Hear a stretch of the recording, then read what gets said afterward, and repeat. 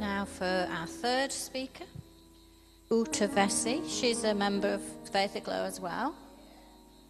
Fairly new member, really. But she's kindly agreed to talk to us.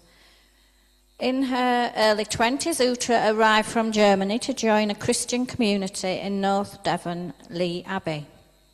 Here, Jesus introduced himself to her and she invited him into her life. Here, also, her husband, Peter, found her.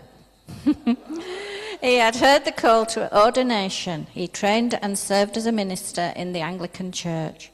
For 30 years, Uta lived the life of a clergy's wife. Their family grew, and all sorts of people struggling with emotional and mental issues filled the vicarage. Uta needed more stimulation. She needed to know more about the human mind, about mental illness, about healing. She needed answers for the many emotional issues they met on a daily basis. Uta gained a place at Hull University to study psychology as a mature student. Alongside parish work, her husband and Uta also involved themselves with a national and international prayer ministry. Then the call came more urgent to leave parochial life and embark on a 3-year international course in Denmark, studying the effects of trauma and abuse and ways of recovery. Accredited by the Association of Christian Counsellors, they began a trust and opened a modest house for counselling with residential facilities on a short-term basis. 13 years ago, Uta and her husband, Peter, retired to the Isle of Wight, a good place for writing. Now they find themselves led to South Yorkshire and to the warm, loving, encouraging, faith-growing church, Faith Aglow. Welcome, Uta.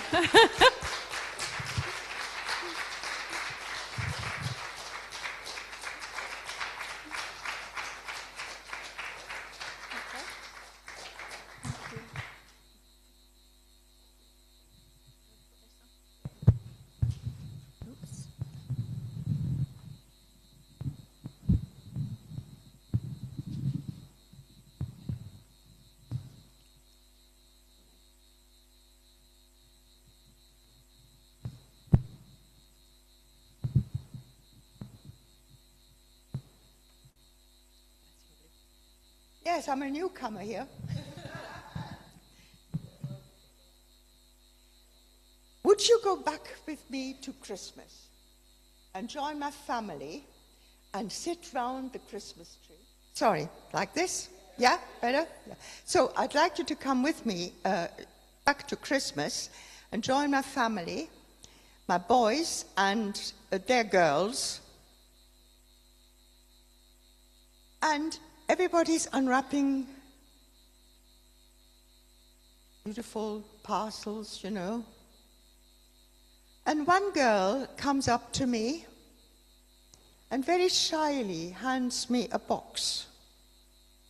It's a cigar box. I recognize the name on it, Schimmelpfennig. I know it's a very, very, very good cigar from about 100 years ago. And I thought, oh, how sweet. She's given me an antique that I can sell. Lovely, thank you. She whispers, open it. And slowly I open it, and in it are 5 half sovereigns, just freshly minted, worth £1,000.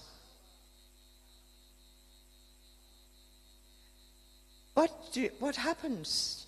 You are in awe, you are grateful, you're speechless.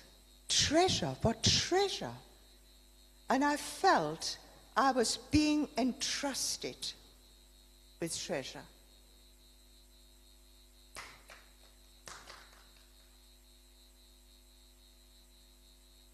I don't know about you, but I sometimes play a game in one of my rooms. Could be a bathroom, could be anywhere, and I go around and I say, I didn't buy that, and I didn't buy that, and I didn't buy that, and I didn't buy that. And it's amazing. It is amazing what we've been given throughout life. So we are treasure holders. We are containers. We are, if you like, we're women, pregnant women. We're holding something precious, and sometimes for a long time. And as Esther said, we nurture it and guard it and don't let anybody spoil it. We are earthen containers, earthen vessels to hold. Esther took us to the parable of the talents, and can we go back to it? Yeah. So Jesus calls his estate managers, and one of them gets 5 talents, one gets 2 talents, and one gets 1 talent. Now, what we see, what the English for talent is not what it means, and you probably know all that. It's currency. So I looked at it, and a talent, a Hebrew talent, is 75 to 100 pounds of precious metal. It could be silver, it could be gold. Now let's assume it's gold. On today's market, 1 talent is 5 million pounds. So Jesus is talking about something extremely, extremely valuable. Not shekels, but talents. Millions.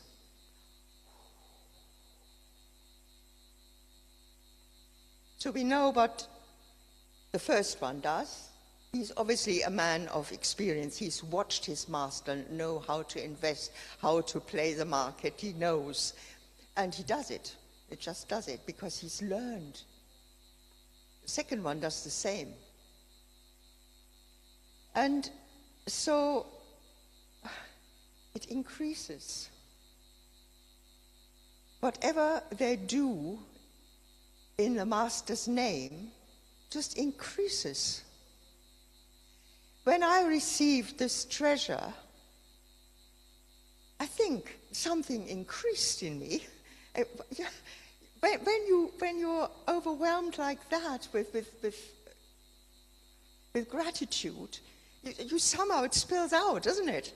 And then it spills out somewhere else and somewhere else and somewhere else until it's doubled. So we just act from the generosity of God. We act with awe, out of gratitude, out of love.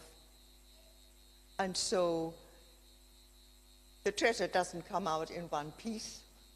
It comes out probably in shekels.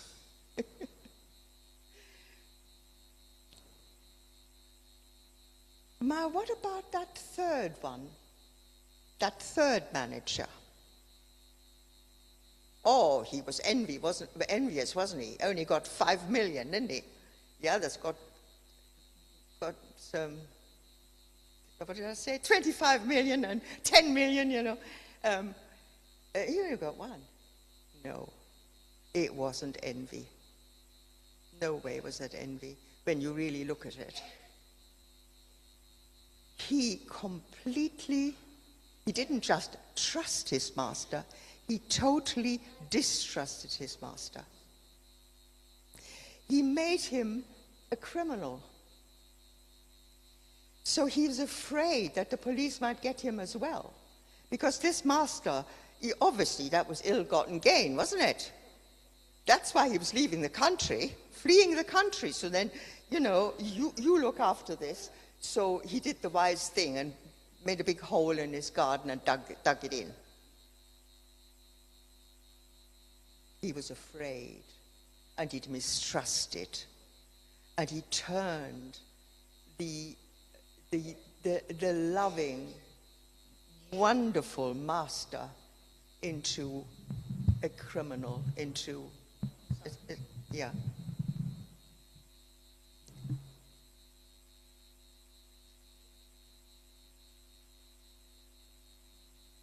Well,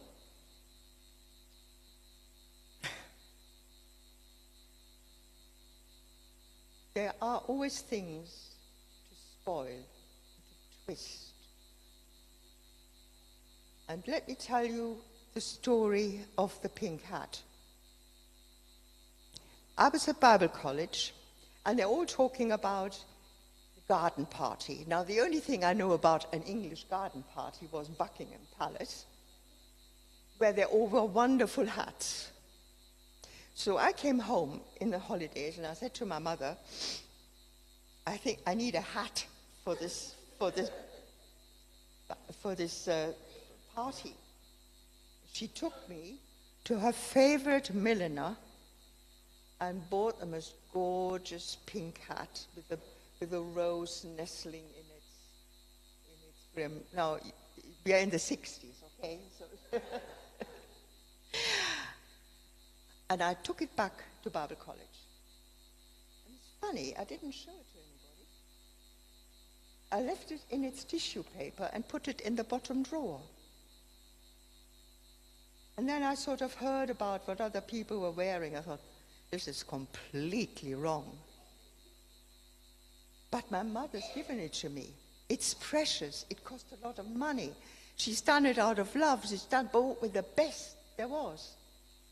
But then it went on and on in my heart. And you know why? Because when I got it, I fancied myself, and I danced in front of the mirror on my hat and with my hat. Oh la la!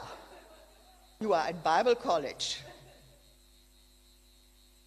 and I got guiltier and guiltier and guiltier for having it. So I fought. I kept saying, but it's my mother's loving gift. And I fought. And then, in the end, I opened the drawer, took it out, went to my principal's office, and I said, I've got to get rid of this hat.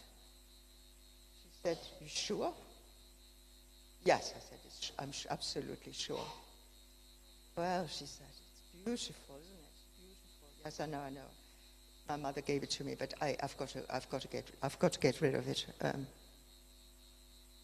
No, I've got to give it to you. Well, she said, I shall have then to put it in the jumble sale.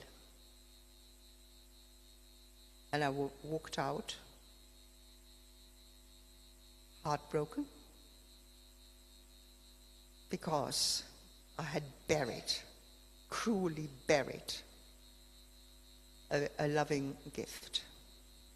And this is what we can do with everything. Cruelly bury. And sometimes other people help us to do it. And unfortunately, Christians help us to do it. Are you sure? Oh no. Oh, that isn't right. That isn't of God, is it? And we're turning a loving giver into somebody to be mistrusted. And there is no stronger word than that estate manager got from the master. You shall be cast out into utter darkness, where there is nothing but crying and the gnashing of teeth. You faithless, dreadful servant. You're not going to be like that. I just want you, I've only got 1 minute, and from now on and just throughout the days and throughout the weeks, dig deep. What is this incredible treasure, Lord, that you have put into my life? These are aspects of the very kingdom of God. And don't ever despise anything that the loving Father gives.